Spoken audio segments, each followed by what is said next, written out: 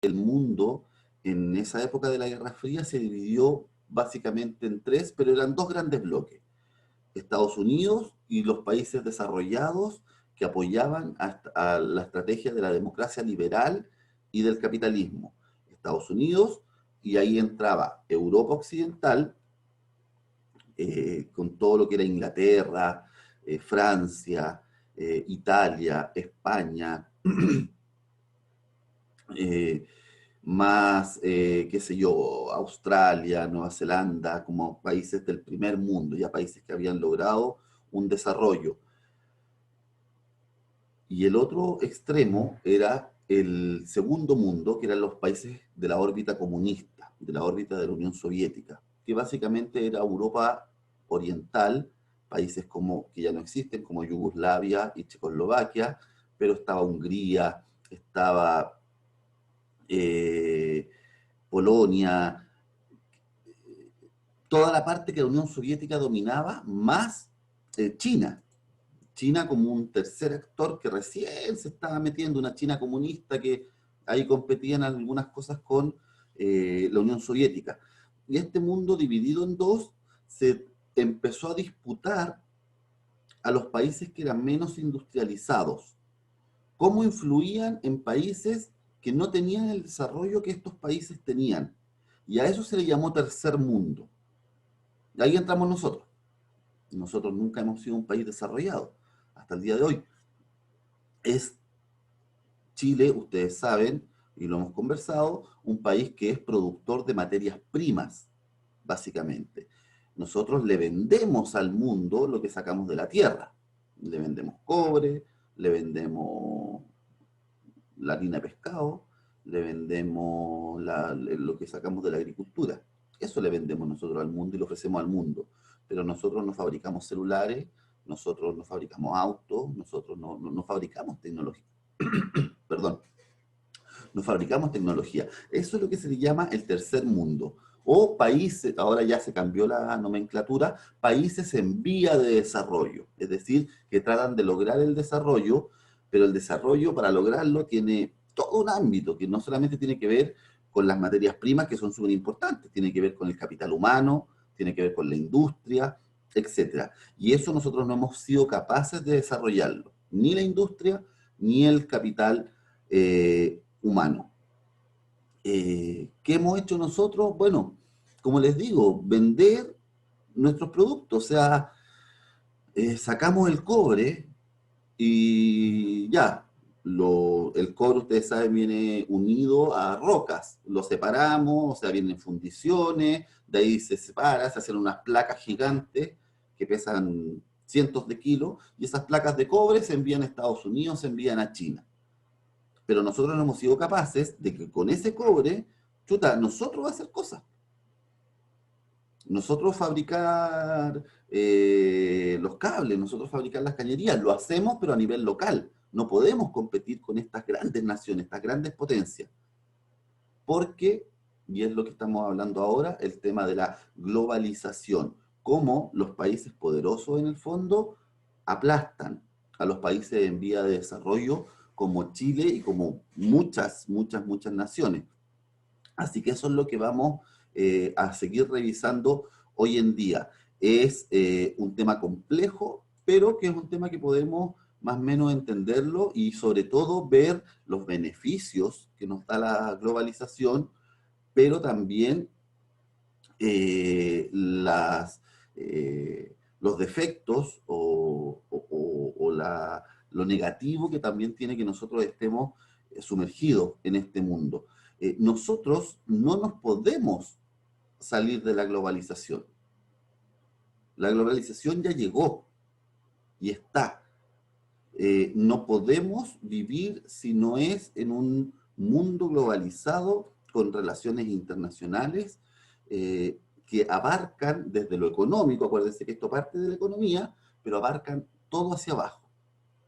Y por ejemplo, en los últimos 2 años hemos tenido dos grandes temas respecto a esto de las relaciones internacionales. Uno, que quizás han oído hablar, es el TPP-11, que es un tratado internacional que se supone genera beneficios para los países del Asia-Pacífico, pero que al mismo tiempo aumenta las desigualdades entre los países desarrollados y los países subdesarrollados.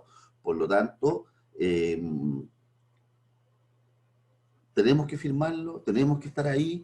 Pucha, la presión internacional y la presión del grupo económico en Chile es muy importante para que ingresemos eso, porque se libera más el comercio, porque van a llegar más productos a Chile, pero al mismo tiempo genera este tratado que se exploten más recursos en Chile sin respetar ciertas normas ambientales. Y ahí viene otro tratado que impulsó Chile hace unos años, que era el Acuerdo de Escazú, que tenía que ver con la protección medioambiental y los derechos ciudadanos de las personas que viven alrededor de donde se van a explotar recursos. Chile impulsó este tratado, pero ahora decidió no firmarlo. ¿Por qué? Porque se dice que este tratado se inmiscuye en la soberanía chilena, que tiene la capacidad de, perdón chiquillo, que tiene la capacidad de sobrepasar las decisiones que pueda tomar el Estado de Chile, independiente, y que si alguna empresa chilena no cumple con ciertas normas medioambientales, sea juzgada en tribunales internacionales. Por lo tanto, Chile vota este tratado. No, a pesar de haberlo prácticamente redactado, creado, ahora se deshace de él. Y quedamos muy mal internacionalmente. O sea, salirse de la globalización es muy difícil, porque somos un país exportador. El 80% del PIB chileno, del ingreso bruto, de todo el dinero que ingresa Chile, más o menos el 80% ingresa de afuera, ingresa de lo que nos compran. Por lo tanto, deshacernos o cerrarnos es imposible. Terminaríamos siendo como Corea del Norte, que si bien hay muchos mitos respecto a Corea del Norte, está cerrada internacionalmente, nadie le compra productos, pero tampoco puede comprar productos extranjeros. Por lo tanto, claro, podríamos intentar desarrollarnos en tecnología, pero no vamos a tener las herramientas necesarias para poder lograrlo. Por ejemplo, en cuanto a la energía, hay un video muy bonito salió hace como unos 5 años, de Al Gore, que fue candidato a la presidencia de Estados Unidos, que se ganó el Premio Nobel de la Paz por la defensa del medio ambiente, etc. Él en ese video pone a Chile como ejemplo, por ejemplo, perdón por la redundancia, en el tema de la energía solar, de los paneles solares. Chile, hace 10 años atrás, tenía un desarrollo, qué sé yo, que alimentaba su energía con un 2% de paneles solares. Hoy en día Chile alimenta algo así como el 12% de la energía que ocupa a través de la energía solar, que es una energía renovable, o sea, es decir, no se nos va a acabar nunca porque el sol lo vamos a tener siempre. ¿Dónde están estos paneles? Son unos campos gigantescos que están obviamente en el desierto de Atacama, donde hay muy pocos días nublados, y hemos logrado que gran parte del norte y sobre todo de la minería en el norte se alimente de energía solar. Ese es un paso gigantesco que dio Chile, pero se caen otras cosas, nos caemos en otras cosas. Por ejemplo, el tema de el litio. El litio es un mineral parecido al salitre, un mineral eh, no rocoso, digamos, sino que es polvo, como el salitre, que sirve mucho para la confección de baterías. Chile tuvo en algún momento, hace poquitos años, la oportunidad, con todo el litio que tiene, somos el primero o segundo país que más produce litio, de poder, bueno, decir, instalemos industrias alrededor del litio y no solamente saquemos con pala y carretilla prácticamente el litio, sino que nosotros lo transformamos en energía y lo vendemos a los países. Pero no, los intereses económicos de ciertos grupos chilenos hicieron que el litio al final se concesionara a una empresa, que es Soquimich, y esa empresa privada va a extraer el litio y lo va a vender así, en sacos. Y otra vez, al igual que con el cobre, con el salitre en su momento, otra vez una riqueza natural que tiene Chile, que te puede dar todo un campo de crecimiento industrial, lo transformamos simplemente en una materia prima que se la vendemos al resto del mundo. Ahí tienen que ver también entonces las oportunidades y desafíos que el país pueda aprovechar. Lamentablemente no las estamos aprovechando y nos estamos viendo entonces en este sistema atrapados de país subdesarrollado. No podemos ir más adelante porque al final somos productores de materias primas. Les voy a compartir lo que estábamos viendo la semana pasada. Me dan unos segundos, ustedes saben que tengo que... Hoy que amanecí resfriado hoy día. Tengo que primero... Yo sé que ahí se está viendo, pero quiero que se me vea el chat. Ustedes saben que ahora sí, chiquillos, me apago un poquito de la cámara porque necesito tener más recursos. Y ahora me voy con el... Voy a cerrar acá. Me voy con el control L. Ya, ahí sí. Esto fue lo que empezamos a ver la semana pasada. Ustedes tomen apuntes, chiquillos. Igual se está grabando la clase. Vamos a tener, obviamente, alguna prueba más adelante, con la oportunidad, obviamente, de poder retroalimentar y hacer algún trabajo si es que los resultados no son los que corresponden a lo que estamos trabajando. Acuérdense, estamos hablando de la globalización y las dimensiones, lo que abarca la globalización, que parte desde la economía, pero que al final termina influyendo en todos los ámbitos de nuestra vida, tanto la de ustedes como la mía y la de todos.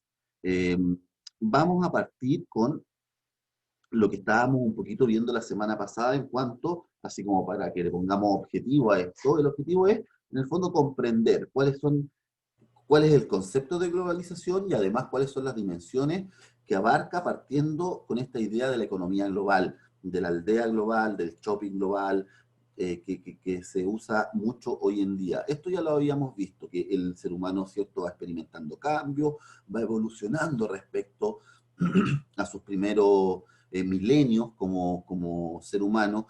Cuando ya el ser humano logra controlar un poco, entre comillas, controlar el mundo, es decir, explorar el mundo completo, conocerlo, cuando Europa, que nosotros somos descendientes de europeos, ¿cierto? Cuando Europa sale de su continente y descubre América y después se va para Asia, para África, y viene todo el tema del imperialismo y la colonización, etcétera. Bueno, conocemos, exploramos el mundo y vamos viendo de dónde explotamos riqueza. Y viene al final un poco de esta edad media más campesina, más de extraer recursos naturales para sobrevivir, viene esta gran explosión que es el comercio, que es el llegar a lugares lejanos con productos, con bienes, con servicios, y ponerlos a la venta. Esto fue lo que revisamos un poco la semana pasada. Esto viene de hace siglos, chiquillos. De hace siglos que viene la idea de... Eh, ahí sí, hace siglos viene esta idea entonces de un mundo globalizado en cuanto a que ya conocimos el mundo durante, sobre todo el siglo XVIII y XIX, años 1700, 1800, con el imperialismo. Las grandes potencias europeas se reparten los territorios mundiales para extraer recursos y para tener un mercado donde vender. Pero el concepto de globalización que nosotros trabajamos nace más a partir del siglo pasado, del siglo XX, el de los años 1900, sobre todo después de la Segunda Guerra Mundial, cuando viene una explosión en el ámbito tecnológico. Veníamos con siglos de eso, que era la revolución industrial. O sea, cuando reemplazamos la energía humana, la energía animal o la energía de la naturaleza misma, la reemplazamos por máquinas. Y viene la máquina a vapor, después aparece el petróleo con los motores, la electricidad, hoy en día mucho el uso de la energía nuclear, por ejemplo, y todo eso nos va a llevar entonces a este concepto de globalización que amarra, de cierta manera, lo que es la economía y amarra lo que es la tecnología, la informática, que es lo que hablamos hoy en día. Esto también lo vimos la semana pasada. cómo empresas que tienen un origen en distintos países desarrollados, del primer mundo sobre todo, de ese mundo que yo le hablaba de la Guerra Fría, del mundo capitalista, empresas que empiezan a crecer tanto que empiezan a tener presencia en todo el mundo, desde la Coca-Cola, desde por ahí, por ejemplo, aparece el Marlboro, que son cigarrillos, McDonald's, que es de comida, Gillette, que tiene que ver con artículos para, sobre todo para hombres, de afeitarse y de crema, etcétera. Pero, si ustedes se van fijando, muchas empresas que tienen que ver directamente con la tecnología, Microsoft, Samsung, Nokia, Hewlett Packard, etcétera, que Intel, Dell, Motorola, que empiezan a llamarse y a configurarse como lo que conocemos hoy en día como las transnacionales. Es decir, están presentes no solamente desde sus países vendiendo productos, sino que están presentes como empresas en prácticamente todos los países del mundo. En todos los países del mundo. Superan las fronteras. Los límites de los países son límites políticos. Si yo quiero salir de Chile, ir a Argentina, ir a Perú, Bolivia, que son los países que están aquí alrededor nuestros vecinos, claro, me piden el carnet de identidad, certificado de nacimientos de mi hijo, si es que quiero salir con ellos, etcétera. Pero eso es lo político, es lo de las personas. Puedo viajar a Uruguay, puedo viajar incluso a Europa, a Estados Unidos, y se piden ciertos permisos y atravieso fronteras. Pero eso es para las personas. Aquí estamos hablando de las empresas que traspasan fronteras y se instalan en estos países que son los que les explicaba hace un ratito, los del tercer mundo. Y claro, y ahora es lo que vamos a empezar a ver cuáles son los beneficios que esto trae, pero al mismo tiempo cuáles son la opinión de los detractores, las críticas que se le da un poco a este sistema económico globalizado que existe hoy en día y que está dominado un poco por las grandes potencias mundiales. Veamos, por ejemplo, porque si no me equivoco, habíamos quedado en esta habíamos quedado la semana pasada. ¿Qué es lo que estamos hablando? O sea, la globalización parte como un concepto de las ciencias sociales donde se abarca desde la economía a todos los sentidos de la vida humana. Y hablamos de la aldea global, de la economía global, en que todo el mundo, en mayor o menor grado, todos los países del mundo, están bajo este sistema de hace 30, 40, 50 años y que influye al final en todo nuestro quehacer humano. Yo les ponía el ejemplo la semana pasada de Puente Alto. Hace 20, 30 años atrás, en Puente Alto se cerraba todo a la hora de almuerzo porque los negocios, la gente iba a su propia casa, almorzaba, se dormía una siesta, volvía, así que entre 1 y 3, 4 de la tarde estaba todo cerrado. Ahora eso cambia. Son muy poquitos son los negocios más chiquititos los que cierran. Pero ahora tenemos en Puente Alto, ahí en la parte del centro, los bancos, si no me equivoco está la Polar, está ITE, está el Jumbo, están abiertos de 9 de la mañana hasta 9 de la noche, y esa gente que trabaja ahí no puede ir a su casa a almorzar.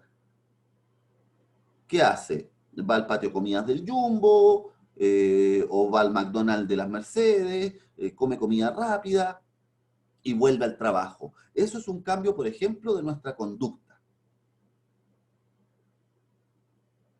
Ese es un ejemplo de cómo podemos, a través de la globalización, cambiar las conductas de ciertos países y cambiar también los modos de comportamiento, que lo hablábamos también. O sea, mis abuelos, mis bisabuelos, si yo les muestro hoy en día, si estuviesen vivos, les muestro mi celular y les digo, mira abuelo, hace 5 minutos explotó una bomba en Tumbuctú y mira cómo se ven estos videos, mira, y apareció otro. Chuta, mi abuelo estaba acostumbrado a que esas noticias las veía en el diario, las escuchaba en la radio 3 días después. Ahora estamos todos interconectados y eso hace que cambien un poco nuestro comportamiento, se pierdan identidades. Ahí vamos a ir viendo, chiquillos, lo que tenga que ver con los beneficios y también los perjuicios de este proceso. Aquí está anotado con, no sé si ustedes también lo ven como yo, con naranjo, las ideas un poquito fuerza, ya para que ustedes las anoten bien. ¿Qué es la globalización? Cuando hablamos de globalización hablamos entonces de un proceso histórico, no es algo que nació de un día para otro, es algo que trae, que viene hace siglos, desde que el capitalismo ya empieza a funcionar en cuanto al comercio, por ahí por el siglo XV, XVI, hace 500 años atrás, ya empieza este proceso histórico. Pero a lo que voy yo y lo que estamos viendo en estas clases es que en los últimos 30 años, 40 años máximo, es cuando explota. Es cuando ya se intensifican las relaciones internacionales. Las relaciones internacionales son las que se dan entre países, entre estados. Y ahí vienen los tratados internacionales. Y las transnacionales, que son esas empresas que yo les mostraba en el mapa, ¿cierto? Las empresas que empiezan a posicionarse desde el mundo desarrollado en distintos lugares del mundo. Y eso hace que se generen redes interdependientes, es decir, nosotros, nos guste o no, dependemos de los países desarrollados, porque si no, por ejemplo, no tendríamos tecnología, porque si no, por ejemplo, no nos comprarían nuestros recursos naturales. Por lo tanto, estamos viviendo en un planeta con 7.200 millones de habitantes. Imagínense lo que es eso para el planeta. 7.200 millones de personas. En que algunos son los que consumen, otros son los que producen, y todo dentro de un ciclo económico que tiene que ver con de dónde saco yo los recursos, mis recursos, para consumir. ¿Cómo yo consumo? Yo para consumir tengo que generar recursos económicos, que es el dinero. Para poder consumir yo tengo que trabajar, es decir, arrendar o vender mi fuerza laboral, mi capital humano, para obtener recursos. Y generalmente se da que yo termino trabajando para consumir y trabajando para las empresas que me ofrecen los bienes y servicios. Por lo tanto, es todo un círculo. Es todo un círculo, pero un círculo que, claro, medio desigual, medio desigual. ¿Alguien dijo algo por ahí? Ya, y aquí viene como sinónimo de globalización la mundialización. Es decir, estamos todos conectados, implica obviamente un avance para el desarrollo humano, pero al mismo tiempo también se van perdiendo identidades locales, y ahí viene alguien, creo que fue Anjara, no me acuerdo bien, que escribió en el chat, el medio ambiente, que es lo que estamos viviendo también desde hace unos 30, 40 años, que tiene, o más, que tiene que ver con el cambio climático, con el calentamiento global. Es decir, ustedes saben que el mundo natural vive dentro de un equilibrio en la naturaleza, que son los ecosistemas. Ecosistemas que durante millones de años se han ido formando para generar cierta cantidad de oxígeno, para que las especies vivas sobrevivan, y se le entregaba al mundo una cantidad de residuo del oxígeno, que es el CO2, que es el dióxido de carbono, que era de lo que se alimentan las plantas que generan el oxígeno, transforman el dióxido de carbono en oxígeno. ¿El dióxido de carbono está presente en la naturaleza? Sí, y hasta hace 500 o 250, 300 años estaba presente más que nada en procesos naturales de descomposición o en explosiones volcánicas, y ese CO2 lo tomaban las plantas y lo transformaban en oxígeno. A partir de la revolución industrial, y sobre todo a partir ya del siglo XX, es tanto el CO2 que las industrias producen que el ecosistema natural no es capaz de absorberlo todo y transformarlo en oxígeno. Por lo tanto, tenemos este fenómeno que llamamos el cambio climático, y que parte del cambio climático es el calentamiento global, porque el CO2 no es respirable por nosotros, al contrario, es lo que nosotros exhalamos una vez que hemos respirado, pero es tanto el CO2 que existe hoy en día a través de la contaminación industrial que produce un efecto de calentamiento y cambio climático. ¿Por qué? Porque ese CO2 no escapa hacia el espacio, no escapa hacia la atmósfera, choca con nuestra atmósfera y se devuelve.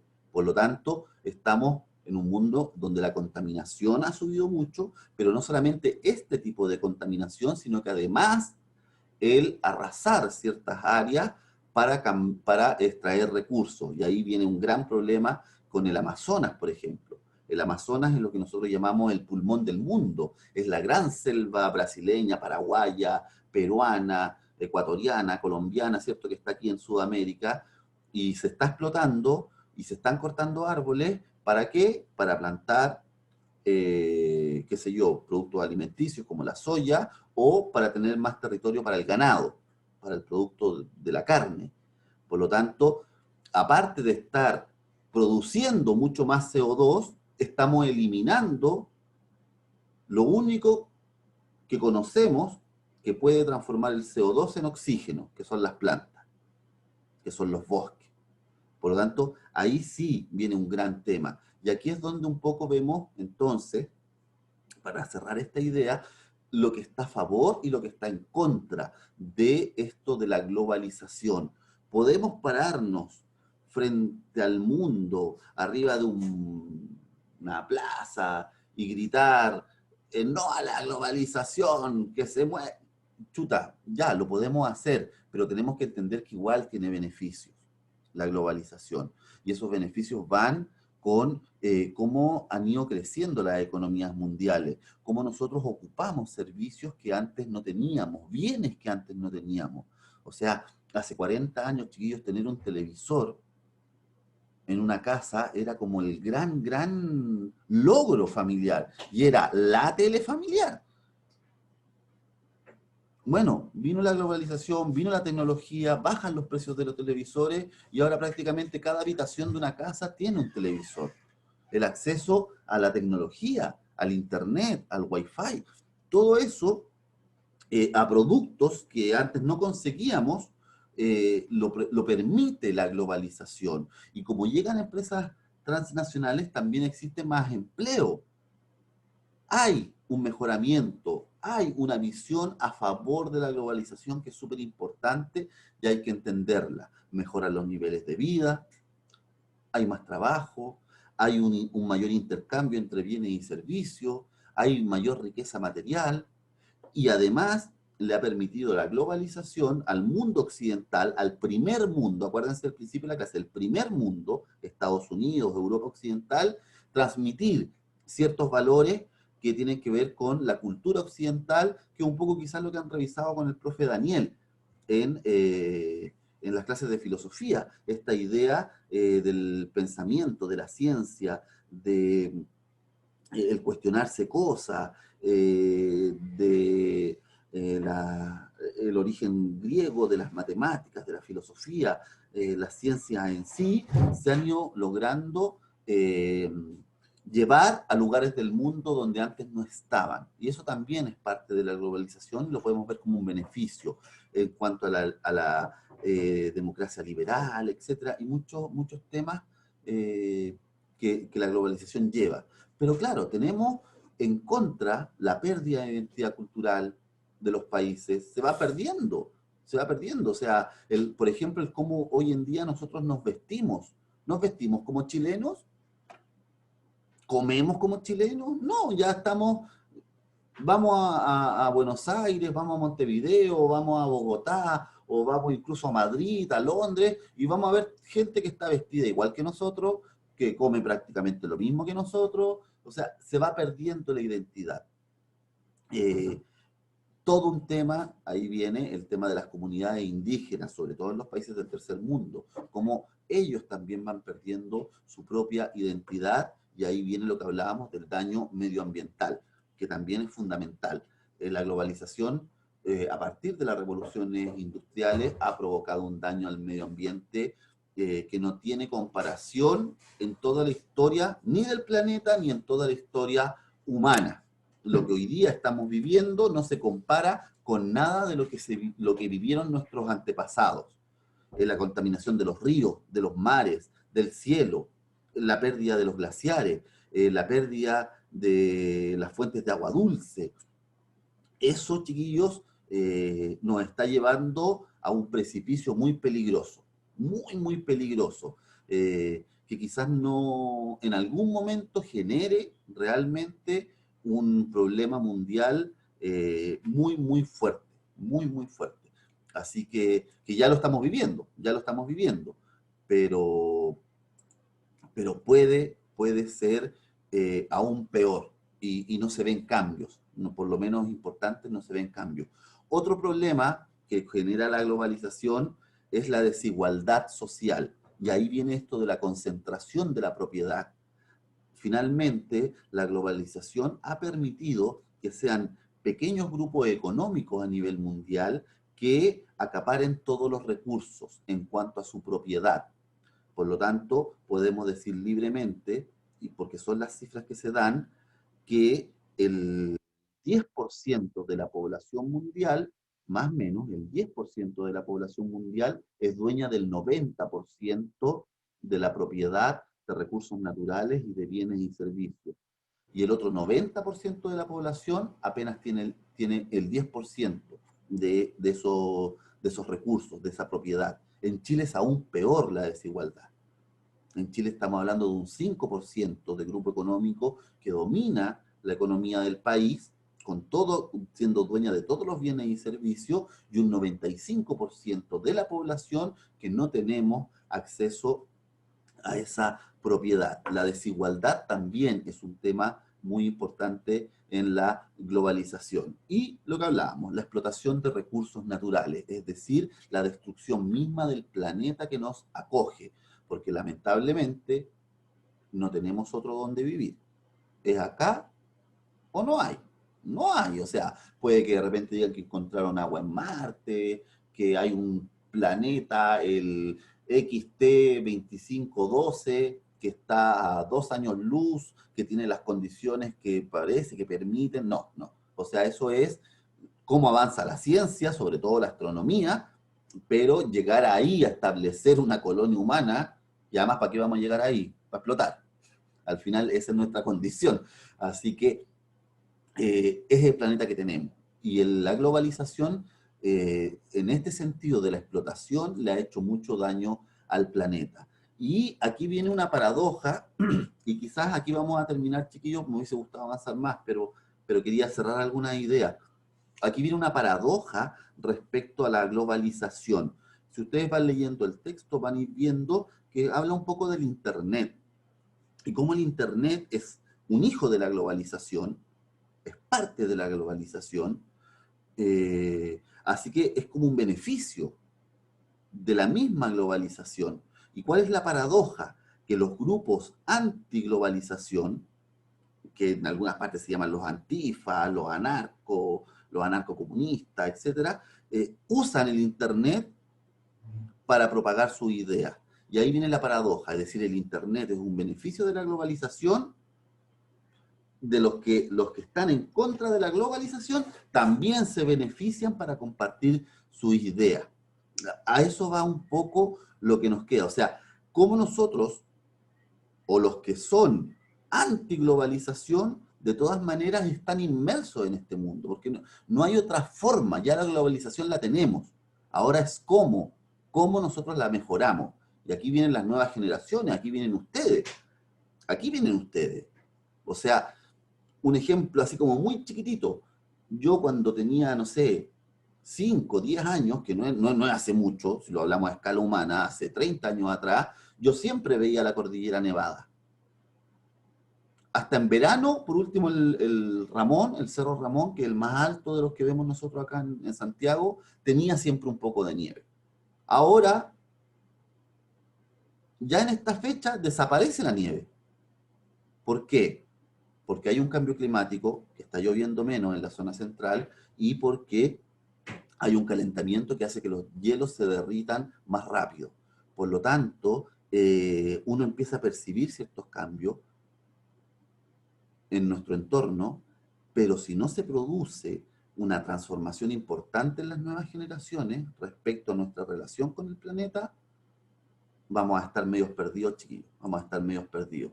Así que, para cerrar hoy día, solamente esta vista para que ustedes vean ya como una especie de resumen de lo que hemos avanzado hasta ahora en cuanto a la globalización. tiene dimensiones y tiene factores que la facilitan. En cuanto a las dimensiones, encontramos el comercio internacional, que hemos hablado, la internacionalización de la producción, es decir, todos los productos que los países producen se van para afuera, y los flujos financieros, porque todo esto se mueve, ustedes entenderán, a través del dinero, que era el ejemplo que yo les ponía la otra vez. O sea, yo ahora termino la clase, me meto a mi celular y me compro, qué sé yo, estoy pensando en el verano, me compro una carpa y 3 sacos de dormir y una cocinilla, me las compro en China, me van a llegar en 2 meses más, y transfiero ese dinero que es mío, que lo tengo aquí en Chile, se lo transfiero a una empresa en China a través de una aplicación que es Alibaba o que es cualquiera de las que hoy en día se venden. Esos son los flujos financieros. El dinero que está en Chile, que es mío, se traspasa a otro país. Hay un flujo de capital. Y factores facilitadores tiene que ver con las políticas neoliberales, es decir, el capitalismo en sí, el privatizar todos los medios de producción, el abrir las fronteras mundiales para que sea más fácil el comercio entre países, y bueno, las estrategias empresariales de estas empresas que vemos en el mapa, sumado finalmente al desarrollo y la masificación de estas que son las NTIC, que son las nuevas tecnologías de la información y la comunicación. Si no tuviésemos esa tecnología de la información y la comunicación, no podríamos estar hablando tampoco de globalización.